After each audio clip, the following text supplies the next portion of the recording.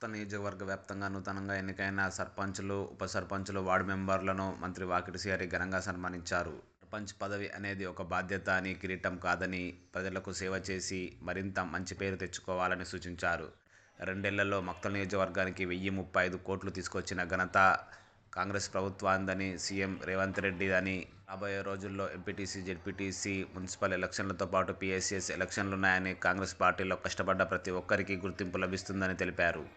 కార్యక్రమంలో market chairman Radha Lakshmareddy, KR foundation chairman Balakrishnareddy, అన్ని మండలాల అధ్యక్షులు, నూతనంగా ఎన్నికైన సర్పంచులు, ఉప సర్పంచులు, వార్డు మెంబర్లు, కార్యకర్తలు తదితరులు పెద్ద ఎత్తున పాల్గొన్నారు.